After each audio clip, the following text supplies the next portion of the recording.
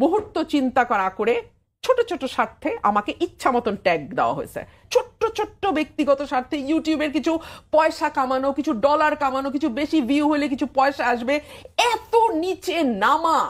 আমি ভুটানে গেছি, ভুটান কিন্তু খুব দরিদ্র দেশ, ভুটান কিন্তু খুব পয়সাওয়ালা দেশ না, কিন্তু আমি এত অসভ্য জাতি কোথাও দেখি নাই। আমাদের একটা কালেকটিভ অসভ্যতা আছে গত 1 বছরে। আমাকে নিয়ে কি অস্বাভাবিক রকম নোংরামি হয়েছে অনলাইনে, একটা বিচার আপনি দেখাতে পারবেন? আপনি কি মনে করেন মানুষ এগুলো লক্ষ্য করে না? তার টেনশন মব নিয়ে, তার টেনশন হচ্ছে অগ্নিসংযোগ, দস্যুতা কিংবা চুরি। অর্থাৎ দ্রুত নির্বাচনের প্রস্তুতির জন্য আইন শৃঙ্খলা বাহিনী সব প্রস্তুতি শেষ করতে, এবং তার দাবি যে রোজার আগে নির্বাচন হতে পারে। তাহলে তো আমরা নির্বাচনের দিকে যাচ্ছি। আপনাকে অসংখ্য ধন্যবাদ। আমি খুব মনোযোগ দিয়ে দেখছিলাম এক্স্যাক্টলি ঠিক কি বলা হয়েছে। বলা হয়েছে আইন শৃঙ্খলা রক্ষাকারী বাহিনী সহ অন্যান্য সকল প্রস্তুতি ডিসেম্বরের মধ্যেই শেষ করতে হবে, এবং বলা হচ্ছে সব প্রস্তুতি ও সংস্কার শেষ হলে তাহলে আমরা নির্বাচন হতে পারে। এই যে সকল প্রস্তুতি এবং সংস্কার যুক্ত করা হয়েছে, এটি তো আসলে এক একজনের কাছে এক এক অর্থ বহন করে। শুরুতেই আমাদের চিফ অ্যাডভাইজার বলেছিলেন বড় সংস্কার বড় প্যাকেজ, ছোট সংস্কার ছোট প্যাকেজ, মধ্য সংস্কার মধ্য প্যাকেজ অবশ্য আমরা শুনিনি, বড় আর ছোট আমরা শুনেছিলাম। এখন এই মুহূর্তে সংস্কার বলতে আসলে সরকার কি মিন করছেন আমরা জানি না। 1, 2 হচ্ছে রাজনৈতিক দলগুলো অনেকগুলো বিষয়ে ঐক্যমত এসছে, কিছু কিছু জায়গায় রাজনৈতিক দলগুলোর ডিফারেন্সেস অফ ওপিনিয়ন আছে, এবং এই ডিফারেন্সেস অফ ওপিনিয়ন থাকাটাই স্বাভাবিক। বাংলাদেশে এতগুলো রাজনৈতিক দল, সকল রাজনৈতিক দল সকল বিষয়ে একেবারে একই সঙ্গে ঐক্যমত্যে আসবে, এই আশাটাই দুরাশা। বরং মনে হয় যে আমরা একটি নির্বাচনের দিকে যাই, যে যার যার ম্যানিফেস্টোতে বলুক তারা কি করতে চায় নির্বাচনের পরে ক্ষমতায় আসলে, যেই দলের মানে বয়ান পছন্দ হবে মানুষের, সেই দলকেই মানুষ ভোট দেবে, এবং সেই দল যখন রাষ্ট্র পরিচালনার দায়িত্বে যাবে, যা যা সংস্কার করা দরকার, যা যা কাজ বাকি আছে, বিচার বাকি থাকবে, সেই কাজগুলোকে তারা এগিয়ে নিয়ে যাবে। সেটা বরং অনেক বেশি আমার কাছে লজিক্যাল মনে হয়।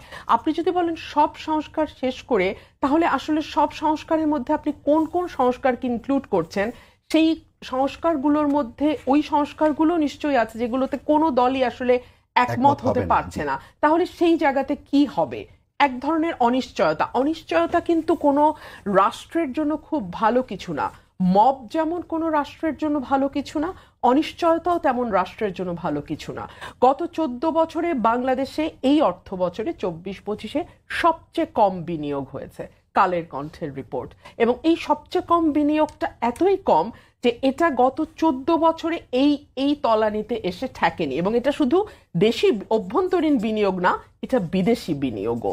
আমরা যতই বড় বড় বিডা সম্মেলনের আয়োজন করি না কেন, সেখানে আমরা যতই অদ্ভুত অদ্ভুত প্রতিশ্রুতি কিংবা শাড়ি পরা বিদেশি নারী দেখি না কেন, আমরা কিন্তু এরপরে কোনো ইনভেস্টমেন্ট এসেছে বলে এখন পর্যন্ত আমরা কোনো খবর পাইনি। এখন পর্যন্ত it's been couple of months, আমরা জানি না কোনো এখনো পর্যন্ত কোনো বিনিয়োগ এসেছে।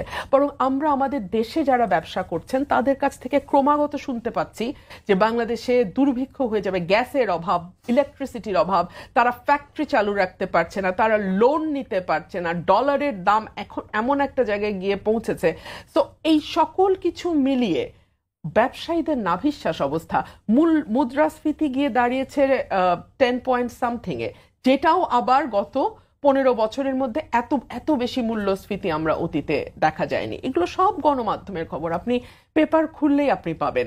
এবং আমাদের IMF এর যে লাস্ট 2টো কিস্তি দীর্ঘদিন ধরে IMF আটকে রেখেছিল, ছাড়ছিল না, সেটাও ছাড়ার ব্যাপারে অর্থ উপদেষ্টা সালেউদ্দিন আহমেদ পরিষ্কার বলেছেন, যখন after the meeting of our chairperson with CA, তাদের লন্ডনের সেই বৈঠকের পরে IMF বললেন যে আমরা একটি নির্বাচনে মানে পথরেখা দেখতে পাচ্ছি, রোডম্যাপ দেখতে পাচ্ছি, তো তারপরেই তারা অর্থ ছাড়ের ব্যাপারে অগ্রসর হয়। সুতরাং আপনি বিদেশি বিনিয়োগ বলেন, কিংবা আপনি ঋণ বলেন, কিংবা আপনি অভ্যন্তরীণ বিনিয়োগ বলেন, আমি এমন অনেক মানুষকে জানি যারা হয়তো একটা ফ্ল্যাট বা একটা জমিতেও বিনিয়োগ করছেন না, বিকজ তারা জানেন না যে আর 5 মাস বা 2 মাস পরে কি হবে।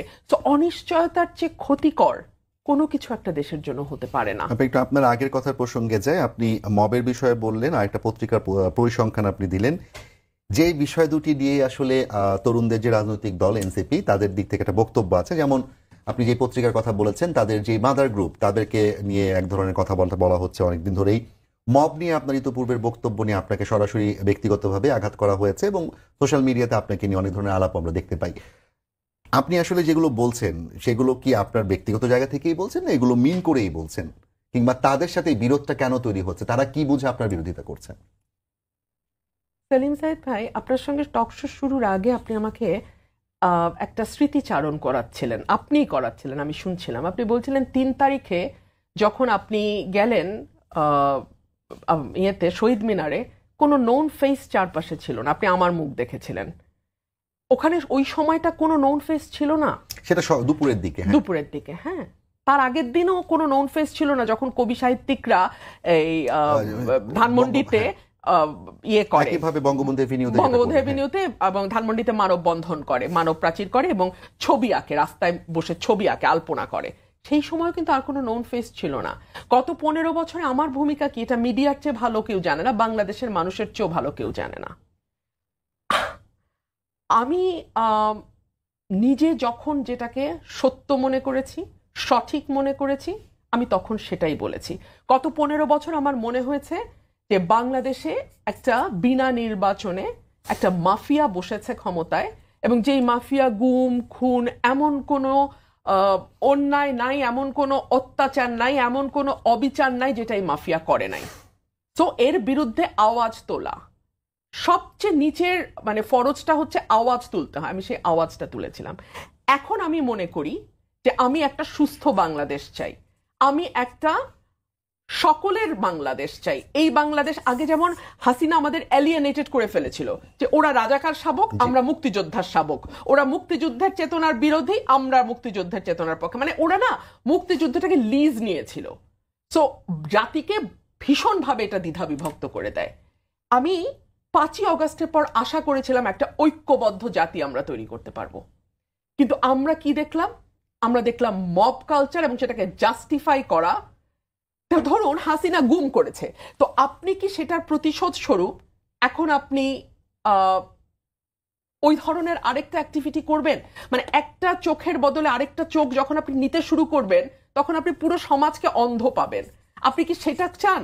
আমার তো মনে হয় বাংলাদেশে যদি নেলসন ম্যান্ডেলার জন্ম হতো, ওনাকে বলা হতো শ্বেতাঙ্গদের দালাল, কারণ উনি ট্রুথ অ্যান্ড রিকনসিলিয়েশন করেছিলেন। মানে আমি জানি না, আমরা এত অসহিষ্ণু, এত প্রতিশোধ পরায়ণ এবং এত ক্ষুদ্র ক্ষুদ্র স্বার্থে, নিজেদের ছোট্ট ছোট্ট ব্যক্তিগত স্বার্থে, ইউটিউবের কিছু পয়সা কামানো, কিছু ডলার কামানো, কিছু বেশি ভিউ হলে কিছু পয়সা আসবে, এত নিচে নামা আমার মনে হয় না পৃথিবীর আর কোনো জাতি। আমি না অনেক গরিব দেশে গেছি, আমি আফ্রিকার অনেক দেশে গেছি, আমি ভুটানে গেছি। ভুটান কিন্তু খুব দরিদ্র দেশ, ভুটান কিন্তু খুব পয়সাওয়ালা দেশ না, কিন্তু আমি এত অসভ্য জাতি কোথাও দেখি নাই। আমাদের একটা কালেকটিভ অসভ্যতা আছে, এই কালেকটিভ অসভ্যতা আমি পৃথিবীর কোথাও দেখি নাই।